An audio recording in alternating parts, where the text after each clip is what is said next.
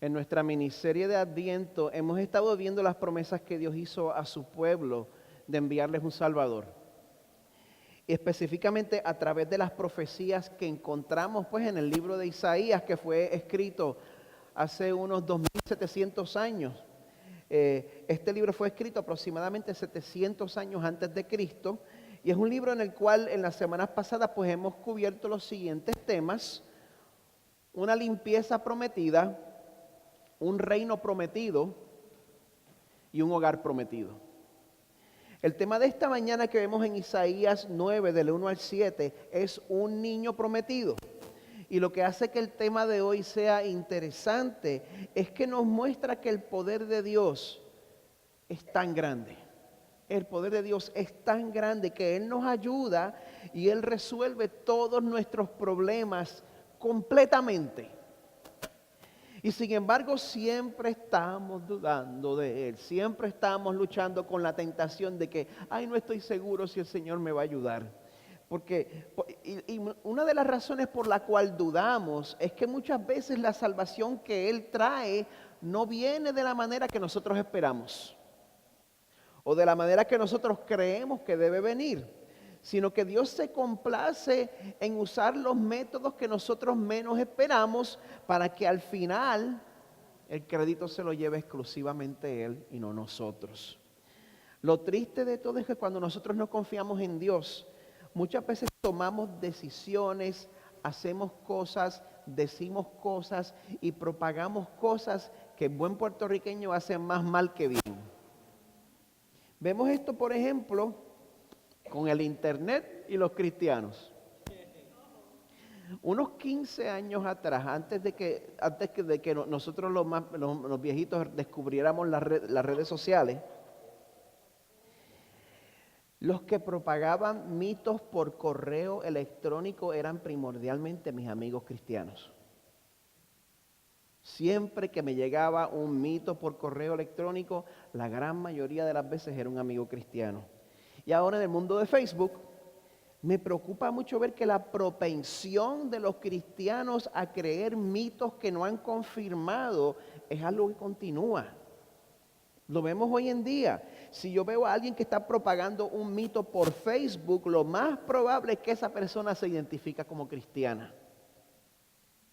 Y si no es que están propagando un mito, es que quizás están compartiendo artículos de páginas que ellos ven como respetables, pero ya sea que estas páginas se parezcan dar la impresión de ser confiables o de ser cristianas o no, a pesar de su nombre, muchas de estas páginas más bien quieren alarmar y usar un lenguaje inflamatorio, un lenguaje en el cual toman la verdad y la adornan con amarillismo y sensacionalismo. Esté pendiente a eso. Y el propósito de muchas de esas páginas al incitar a la gente solamente es subir su tránsito cibernético. ¿Y sabe qué? Funciona a las mil maravillas. Y esto es un problema porque como cristianos, mientras más mitos nosotros propagamos, menos la gente va a confiar en nosotros, especialmente a la hora de predicar el evangelio. Dígame. La mayoría de las veces que caemos en la trampa y terminamos alarmando a la gente sin necesidad y terminamos regando mitos muchas veces, nosotros tendemos a caer porque no estamos confiando en el Señor. Y siempre queremos tomar el rol de que si la gente no se entera por mí, pues no se va a enterar. Por eso yo les propongo en esta mañana que mientras más conozcamos a Dios, mientras más confiamos en el poder que tiene Dios para salvarnos a nosotros, más vamos a vivir en paz y no vamos a ser tan fácilmente alarmados por la gente que solamente nos está tratando de sacar un clic. La palabra de Dios en 2 de Corintios 12 sí nos manda a estar alerta. Nos dice que Satanás no gane ventaja alguna sobre nosotros, pues no ignoramos sus maquinaciones. Pero hay una diferencia grande entre vivir alerta y vivir alarmado. Hay una gran diferencia entre estar alerta y estar alarmado y alarmando. Y la diferencia entre esas dos cosas es la fuente de nuestra seguridad. El pasaje de hoy, Isaías 9, sencillamente nos pregunta esta mañana, ¿de dónde viene tu seguridad? El domingo pasado, cuando vimos el pasaje que nos tocaba, si se acuerda, que estuvimos revisando, estuvimos considerando Isaías 35, no sé si se acuerda que lo entendimos mejor cuando leímos primero Isaías 34 y pudimos ver el contraste y el contexto. Eso mismo aplica hoy. Entendemos a Isaías 9 mejor en el contexto de Isaías 8. No lo vamos a leer en su totalidad en esta mañana, pero en Isaías 8 vemos que como Israel, una vez más, desobedece al Señor, Dios le dice al profeta Isaías que como consecuencia, Él iba a permitir que Israel fuera invadida por los asirios. Diga, Dios permitió una invasión de un ejército extranjero. Y Dios iba a permitir que pasaran por una temporada de oscuridad. Una temporada de oscuridad que iba a servir para mostrar quiénes eran los que verdaderamente confiaban en Dios. Y en Isaías 8 también vemos que los que ponían su seguridad en sus fuerzas eran los que se alarmaban y alarmaban al resto de la gente. La gente que se sentían que ellos cargaban su seguridad y su salvación en sus propios hombros. Porque ellos solo pues dependían de sí mismos. Y si mi salvación dependiera de mí, yo también estaría alarmado. Yo no sé usted. Pero Isaías 9, y voy a estar leyendo hoy de la Nueva Traducción Viviente, nos muestra una vez más que Dios es tan poderoso. Y que su plan de rescate para la raza humana va a venir de una manera tan gentil y tan sutil que nadie esperaba que fuera de esa manera.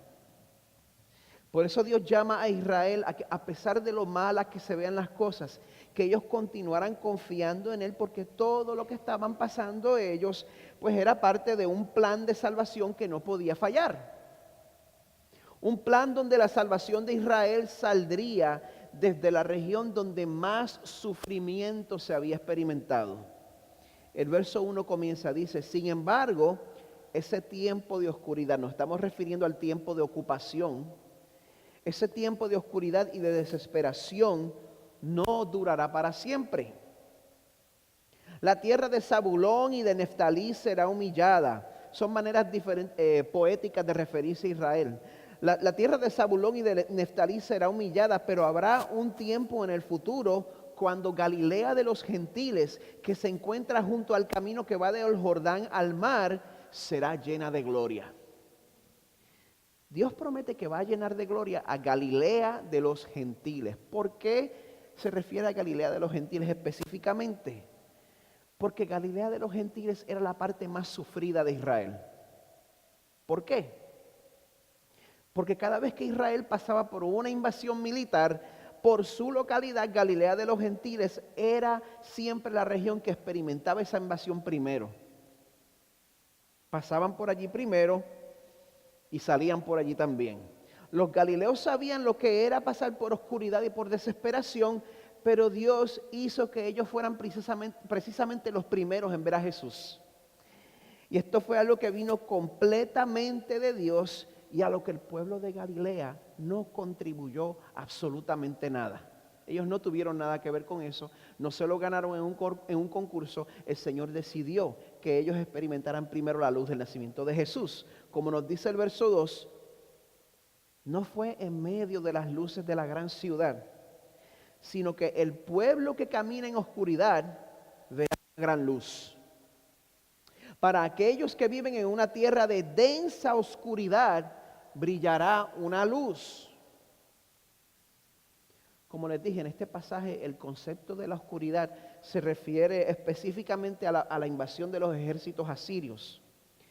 Y si nosotros vemos a la oscuridad de la misma manera, como un símbolo de opresión, nosotros tenemos que admitir que esa oscuridad no solo aplica a Galilea, sino que esa oscuridad se ha extendido a través de los tiempos y nos ha alcanzado aquí, en nuestra ciudad, en nuestra hermosa ciudad de Orlando. La Florida Central sigue siendo una de las regiones principales. Por ejemplo, si usted cree que Orlando es la... Siempre vimos a Orlando como un paraíso, pero hay par de datos que nos echan un balde de agua fría. Número uno, la Florida Central sigue siendo una de las regiones principales de la nación en el consumo de pornografía por internet. Esta región aquí. Orlando, el hogar de Mickey Mouse. Un destino al cual tanta gente desea llegar para sus vacaciones y para descansar, lo que le llaman en inglés el sitio más feliz del mundo. Somos número 3 en la nación entera en el tráfico sexual de personas. ¿Usted sabía eso? La oscuridad está aquí entre nosotros. Amada iglesia, nosotros no somos inmunes a la oscuridad. Como les dije, muchos de nosotros hemos visto esta ciudad como una tierra prometida, ¿verdad? Pero nosotros no podemos pretender que la oscuridad no nos va a alcanzar aquí. ¿Sabe por qué? Porque el problema no viene de afuera. El problema sale de aquí.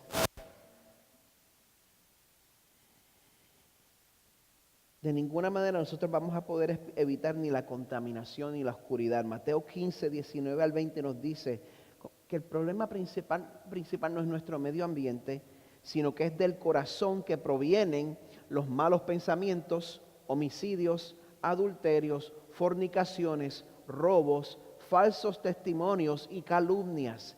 Estas cosas son las que contaminan al hombre y salen de dentro de usted y de mí. Pero es precisamente en medio de esta oscuridad imparable e inevitable que interviene nuestro Salvador. Es precisamente en medio de la oscuridad que Dios promete que una luz va a brillar. Este pasaje nos muestra que a pesar de cuán desesperada se vea la situación, Dios nos asegura que tiene un propósito para los que son parte de su pueblo. Si leemos el verso 3 vamos a notar un contraste marcado, un contraste de 180 grados con la oscuridad que veíamos en el verso 2. El verso 3 declara que Dios hará que crezca la nación de Israel y sus habitantes se alegrarán. Se alegrarán ante ti como la gente se goza en la cosecha y como los guerreros cuando se dividen el botín. ¿Quién de ustedes tiene algún tipo de experiencia como agricultor? De eso yo no tengo la menor idea. Pero si usted es agricultor, usted sabe que el día de la cosecha es un día especial. Porque te enteraste ahí pues que la siembra en la cual invertiste por meses no fracasó. Y sin ánimo de sonar como un predicador de la doctrina de la prosperidad. Si tú has conocido lo que es la escasez y el fracaso, gracias a tu Salvador, pronto se acerca un día. Pronto se acerca un día en el que vas a experimentar lo que es el verdadero éxito y la verdadera abundancia. Pronto viene ese día. Y si has tenido que experimentar lo que es luchar con el pecado que está dentro de tu corazón, si tú estás anhelando que Dios te libre, muy pronto se avecina un tiempo de celebración y un tiempo de liberación.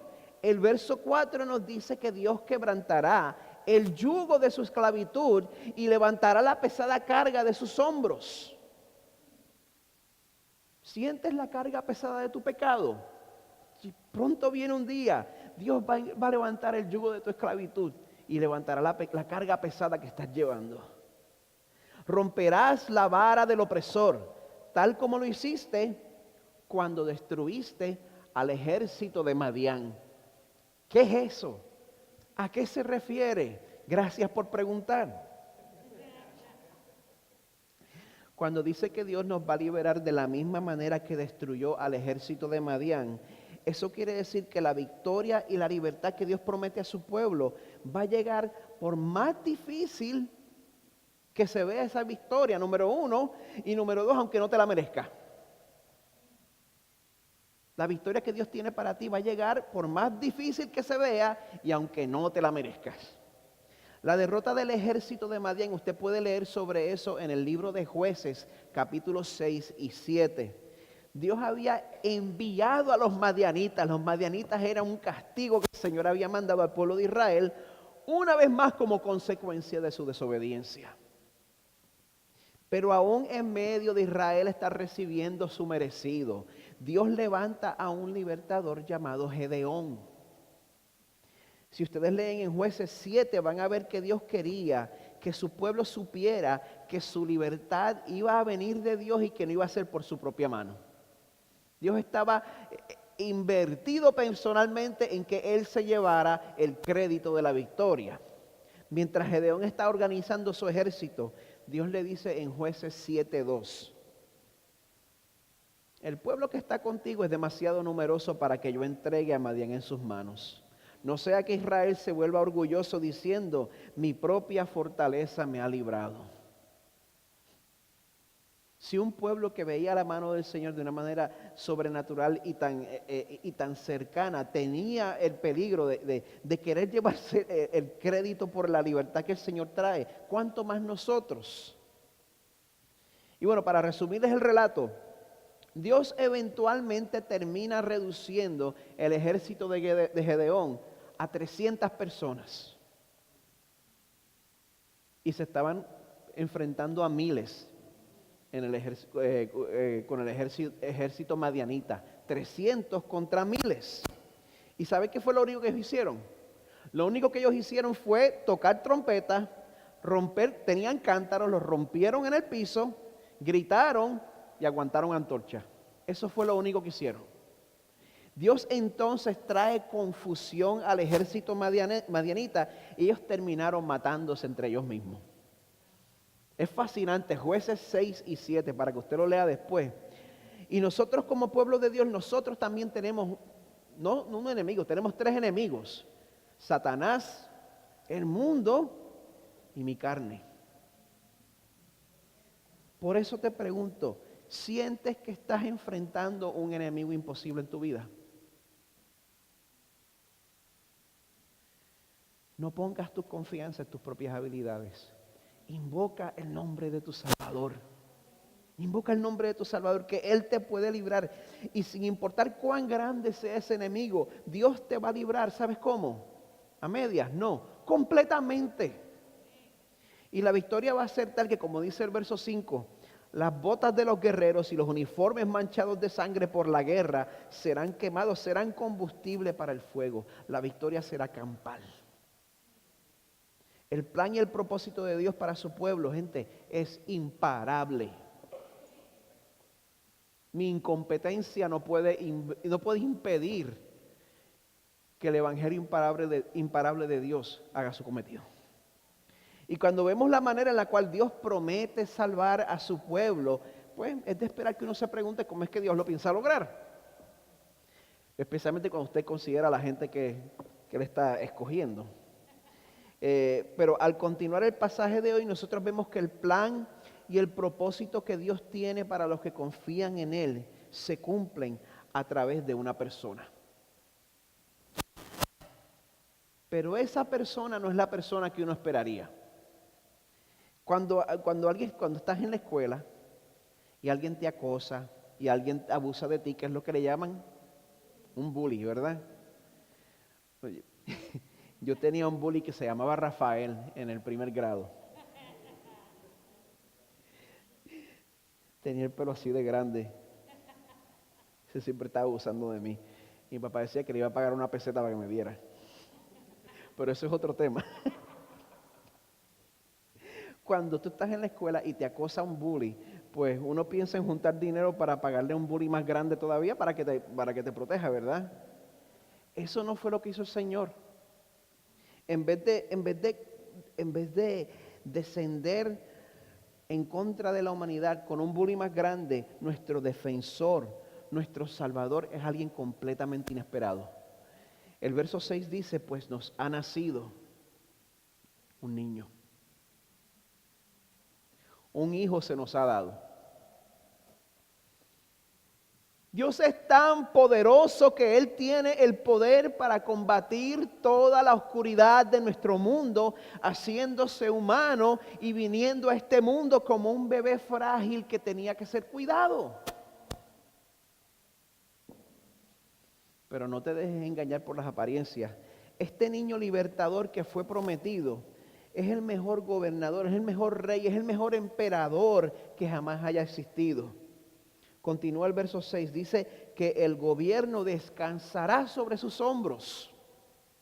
Estamos hablando de un líder competente. Qué bueno cuando tenemos un líder que sabe lo que está haciendo, ¿verdad? Consideren conmigo sus calificaciones. Continúa el verso 6, dice, será llamado consejero maravilloso. Cuando usted está viendo un consejero, cuando usted se reúne con su consejero, yo me he dado cuenta que el consejero a cual nosotros más le hacemos caso, no es el que está acabadito de graduar de la universidad y que tiene todo este conocimiento teórico, ¿verdad? Sino la persona que ha pasado por lo mismo que uno ha pasado, ¿verdad que sí? Que uno le hace más caso a ese tipo de personas. En Cristo tenemos un sacerdote que, como dice Hebreos 4:15, comprende nuestras debilidades porque enfrentó todas y cada una de las pruebas que enfrentamos nosotros. Sin embargo, Él nunca pecó.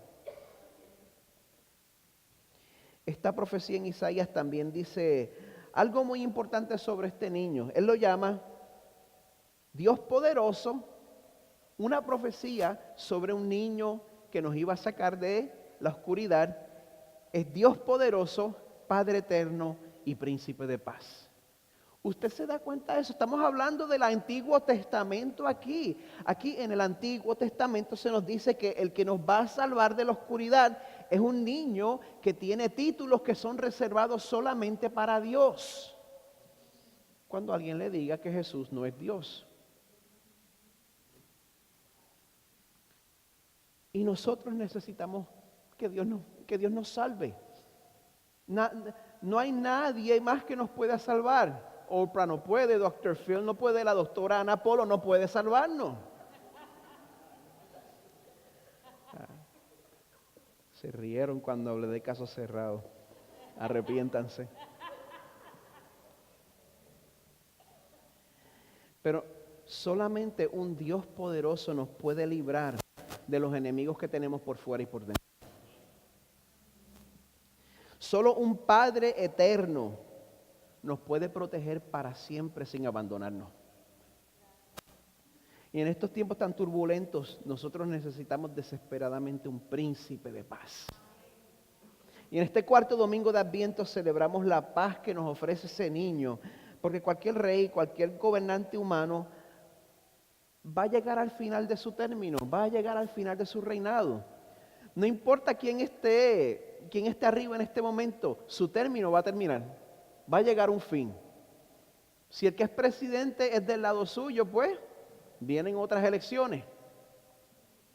Y si el que está ahora no es el suyo, pues vienen otras elecciones. Pero en el verso 7 la palabra de Dios nos asegura en cuanto a nuestro Salvador que su gobierno y la paz nunca tendrán fin. Nunca tendrán fin.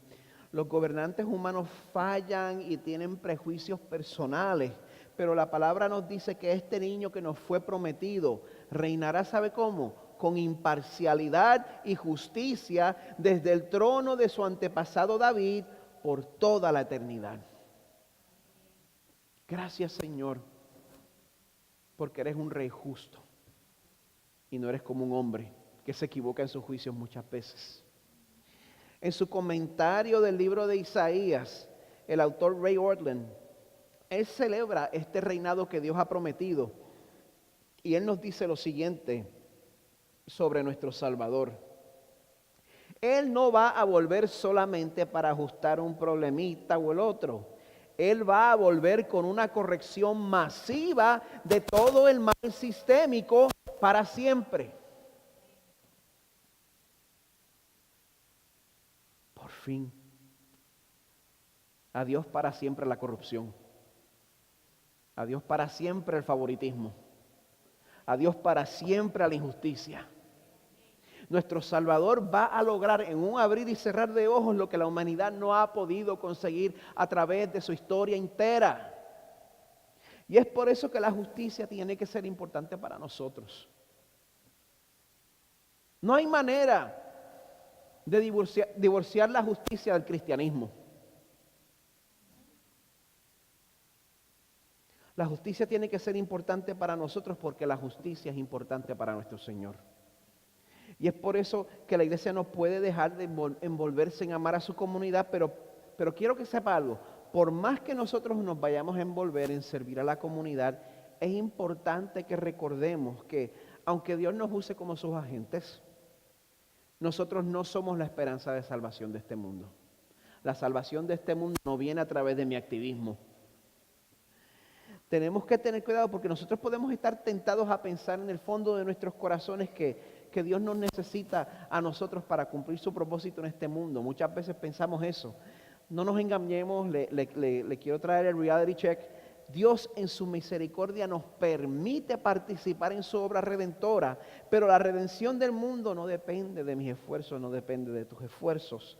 Así como la victoria de Gedeón no vino por el tamaño de su ejército, el triunfo de la luz no va a venir por mi fuerza, no va a venir porque yo soy el tipo más decente, no va a venir porque yo soy el tipo más moral y más piadoso, sino que como dice el resto del verso 7, el ferviente compromiso del Señor de los ejércitos celestiales hará que esto suceda. No es mi celo, es el celo del Señor. Y Dios demostró este celo, Dios demostró este compromiso más allá de toda duda a través de Jesús. Porque fue Él que pasó todo el trabajo necesario para garantizar la salvación de pecadores como usted y como yo. Pecadores que no se lo merecen y pecadores que no siempre lo aprecian. Romanos 3:21, lo leí esta mañana durante la adoración, pero esta vez voy a seguir hasta el verso 26. Romanos 3:21 al 26 nos cuenta cómo Cristo sufrió nuestro castigo. Dice, pero ahora, tal como se prometió tiempo atrás en los escritos de Moisés y de los profetas, incluyendo Isaías, Dios nos ha mostrado cómo podemos ser justos ante Él sin cumplir con las exigencias de la ley. Qué bueno, porque no hay manera que yo pueda hacer eso. Si usted puede cumplir con todas las exigencias de la ley, externamente e internamente, yo quiero que usted hable conmigo, porque usted está loco. Yo no sé usted, yo no puedo. Continúa el verso 22. ¿Cómo es posible? ¿Cómo es posible que Dios nos pueda hacer justos ante Él sin cumplir con las exigencias de la ley? Dice, Dios nos hace justos a sus ojos cuando ponemos nuestra fe en Jesucristo. Punto. Pero también hay que, no, cuando ponemos nuestra fe en Jesucristo. Y eso es verdad para todo el que cree, sea quien fuere. Pues todos hemos pecado. Nadie puede alcanzar la meta gloriosa establecida por Dios. Sin embargo, Dios nos declara justos cuando te portas bien. No dice eso. Dios nos declara justos gratuita y bondadosamente por medio de Cristo Jesús, quien nos liberó del castigo de nuestros pecados. Pues Dios, no fue a usted que se le ocurrió, fue a Dios que primero se le ocurrió el plan de salvación. Dios ofreció a Jesús como el sacrificio por el pecado. Las personas son declaradas justas a los ojos de Dios cuando creen. Cuando creen, lo que usted cree es importante. Cuando creen que Jesús sacrificó su vida al derramar su sangre.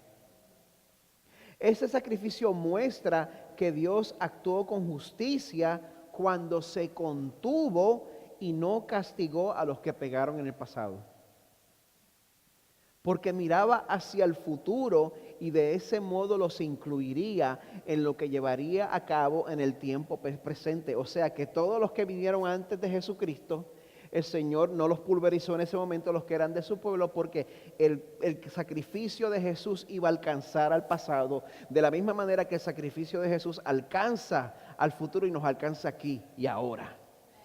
Dios hizo todo eso para demostrar su justicia, porque Él mismo es justo e imparcial y declara a los pecadores justos a sus ojos cuando ellos creen en Jesús.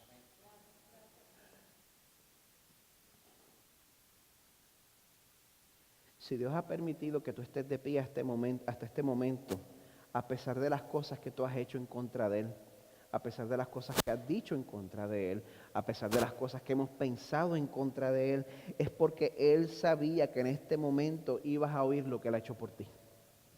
No importa que ya le hayas recibido. Siempre necesitamos recordar este evangelio. Y este es el tipo de conocimiento que conlleva una responsabilidad.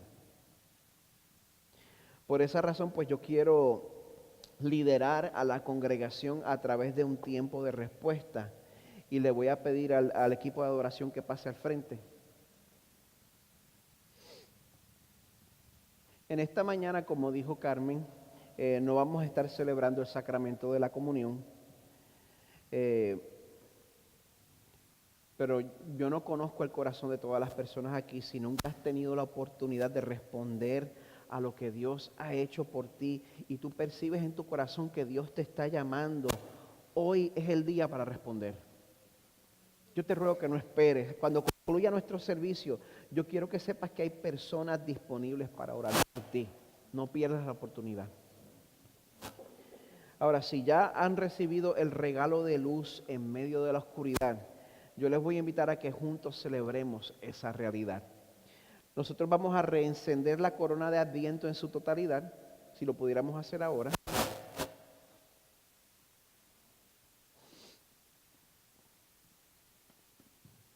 Vamos a encender las 4 velas, incluyendo la vela central, que es la vela de Cristo.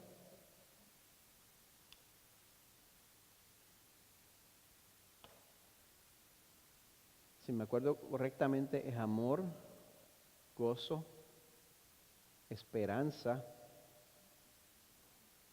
paz y la vela de Cristo.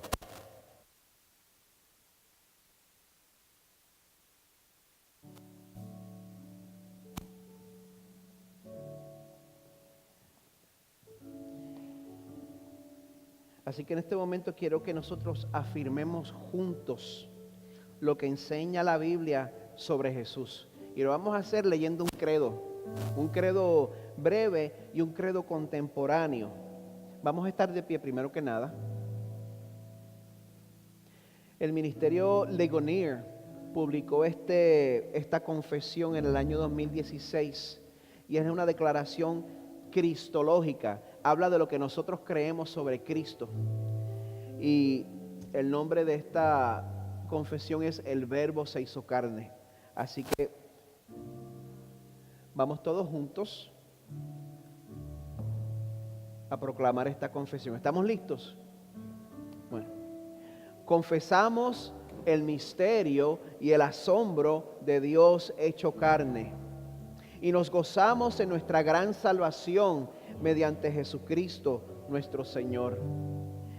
Con el Padre y el Espíritu Santo, el Hijo creó todas las cosas, sustenta todas las cosas y hace todas las cosas nuevas. Verdaderamente Dios se hizo verdaderamente hombre, 2 naturalezas en una persona. Nació de la Virgen María y vivió entre nosotros. Crucificado, muerto y sepultado, se levantó al tercer día, ascendió al cielo y vendrá de nuevo en gloria y juicio. Por nosotros, Él cumplió la ley, expió el pecado y satisfizo la ira de Dios. Tomó nuestros trapos de inmundicia y nos vistió con sus prendas de justicia. Él es nuestro profeta, sacerdote y rey, quien edifica su iglesia, intercede por nosotros y reina sobre todo. Jesucristo es Señor. Adoramos su santo nombre por siempre. Amén. Amén. Así que vamos a cantar juntos al que fue del pesebre a la cruz a llevar la culpa de nuestros pecados. Amén.